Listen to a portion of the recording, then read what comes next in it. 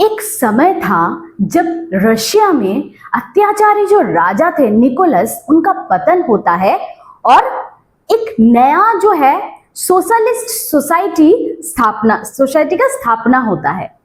लेकिन होता है ना कि जब मानो 300 साल से एक साम्राज्य हम लोगों के ऊपर राज कर रहा है, उसके ऊपर अचानक से हम लोगों को फ्रीडम मिल गया, तो किस रास्ते में हम लोगों को जाना चाहिए ताकि सबको सुविधा मिले।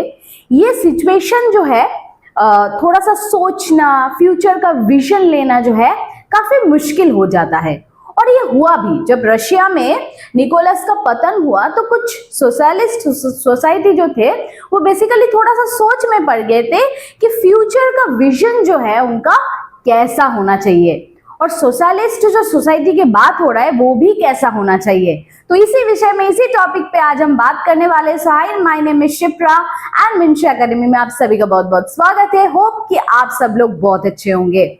मिंशी एकेडमी यहाँ पे इमेजेस, वीडियोस के द्वारा एंड 3D एनिमेशंस के मदद से बहुत सारी चीजें जो है सिखाया जाता है। सो इससे क्या होता है कि पढ़ना जो है काफी आसान हो जाता है। So let's start.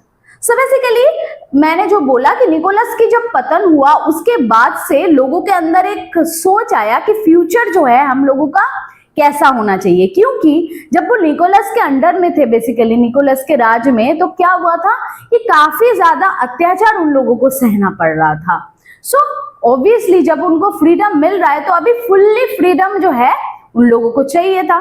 तो इसका विजन के बारे में बहुत लोगों ने बहुत कुछ बताया है और इसी के बारे में जो है आज हम बात करने वाले हैं। तो एक इंग्लिश मैन्युफैक्चरर थे जिनका नाम था रॉबर्ट वेन। तो वो एक ब्रिटिश मैन्युफैक्चरर थे बेसिकली, एंड उन्होंने क्या किया उसके बाद, आप जो देख रहे हो ये जो पोर्शन है that is called USA. USA में जो है वो इंडियाना बोल के एक जगह है, वहां पे वो क्या करते हैं, एक कम्युनिटी जो है बनाने की सोचते हैं, ताकि क्या होगा कि कम्युनिटी में होगा तो बहुत लोग रहेंगे जो भी बोलेंगे। कोई देखो, कोई एक अगर कुछ भी डिसीजन ले रहा है तो हो सकता है वो गलत है, वो अपने सुविधा के लिए ले रहा है, लेकिन जब इकट्ठे एक कम्युनिटी होगा और वो मिलके कुछ डिसीजन लेगा, सो सब अपने बारे में सोचेंगे तो सबके लिए सोचा जाएगा बेसिकली। ओके, सो इस समय जो है जैसे कि लेनिन उस वक्त जो है बहुत ही ज्यादा सपोर्ट किया था इन लोगों को, वर्कर्स को एंड ऑल।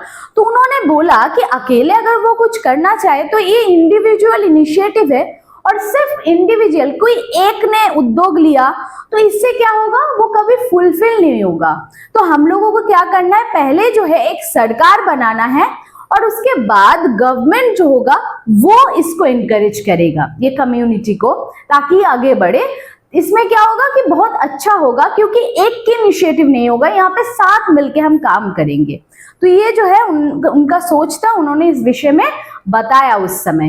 ये जो देख रहे हो फ्रांस है। ओके, सो फ्रांस का एक व्यक्ति थे जिनका नाम था लुइस ब्लांक। तो वो भी चाहते थे कि एक हम कम्युनिटी बनाते हैं और गवर्नमेंट जो है वो हम लोगों को सपोर्ट करे, इनकरेज करे, ताकि हम इस चीज को आगे बढ़ा पाए अच्छे से। मतलब यहाँ पर भी जो है लोग थोड़ा बहुत अच्छा से सोच रहे थे, लेकिन जब वो इंडिविजुअल होता है ना तो थोड़ा सा लोग ज्यादा अपने लिए सोच लेते हैं। तो उस समय दो महान व्यक्ति थे, एक कार्ल मार्क्स और एक थे आप देख सकते हो कि एक थे फ्रेडरिक। तो उन्होंने क्या किया, बेसिकली उस समय कार्ल मार्क्स जो बोला, उनका बहुत सारे मतवाद थे, उसमें कार्ल मार्क्स ने बताया उन्होंने कि ये जो सोसाइटी है ये अगर कैपिटलिस्ट के हाथ में चला जाए तो बहुत बड़ा दिक्कत है। अब देखो इस चीज को मैं समझाती हूँ। कैपिटलिस्ट क्या, जिसके पास मानो बहुत सारे पैसे हैं। तो अगर मैंने पूरा अपना पैसा डाला है किसी में तो मैं थोड़ी वो गवर्नमेंट को दे दूंगी, वर्कर्स को दे दूंगी। भाई मैंने पैसा दिया है तो मेरा चीज है, ये मेरा पर्सनल प्रॉपर्टी है, ये सोच आएगा। तो उन्होंने बताया कि अगर सिर्फ कैपिटलिस्ट जो है वो अगर पैसे देते हैं हर चीज में और उसके बदले में वर्कर्स सिर्फ काम करते हैं और अपने सैलरी लेते हैं, तो इससे क्या होगा कि कैपिटलिस्ट के हाथ से ये प्राइवेट प्रॉपर्टी बन जाएगा, ये गवर्नमेंट प्रॉपर्टी बनेगा नहीं। इससे क्या होगा, जो कैपिटलिस्ट है उनका तो बहुत हेल्प हो जाएगा, बहुत प्रॉफिट वो लोग कमाएंगे, लेकिन जो कॉमन पीपल है, मतलब जो वर्कर जो काम कर रहे हैं पूरा 12-16 घंटा, ठीक है, उनका जो ग्रोथ है वो कहीं ना कहीं नहीं होगा। ये ग्रोथ जो है वर्कर्स का रुक जाएगा। ये कार्ल मार्क्स का सोच था, मतवाद था। उन्होंने बताया कि कैपिटलिस्ट के हाथ में सब कुछ नहीं होनी चाहिए, ठीक है। अगर ऐसा होगा तो बस वो एक्सप्लॉयटेशन होगा, वो बस लोग वर्कर्स को जो है शोषण करते रहेंगे।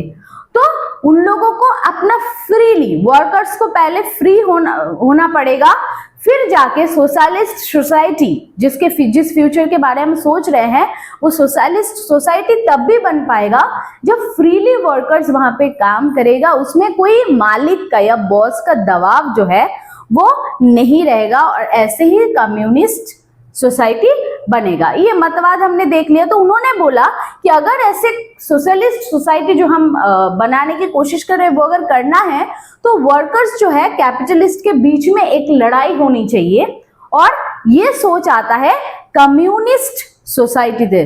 तो कम्युनिस्ट सोसाइटी जो है वो बेसिकली वर्कर्स को मदद करते हैं, और वो चाहते हैं कि वर्कर्स जो है फ्रीली अपना काम करे, उनके ऊपर कोई दबाव ना हो, कोई अत्याचार या शोषण ना कर पाए, क्योंकि इतने सालों से वो लोग शोषण होते आ रहे हैं। तो अब जो है उन लोगों को फ्रीली काम करना चाहिए। तो देखा रशियन रेवोल्यूशन के बाद उनका थॉट क्या था और कैसे वो लोग समाज बनाना चाहते थे, इसका जो थॉट है मैंने आपको कितना इजीली समझा दिया। होपफुली आप लोग समझ गए होंगे। और ये वीडियो अगर आप YouTube पे देख रहे हो तो चैनल को सब्सक्राइब कर लीजिए, और अगर आप Facebook पे देख रहे हैं तो प्लीज फॉलो करना ना भूलें। मिलते हैं ऐसे ही इंटरेस्टिंग वीडियो के साथ, क्योंकि यहाँ पे हम पढ़ते नहीं है, सिर्फ बहुत कुछ सीखते हैं। तो मिलते हैं नेक्स्ट वीडियो पे।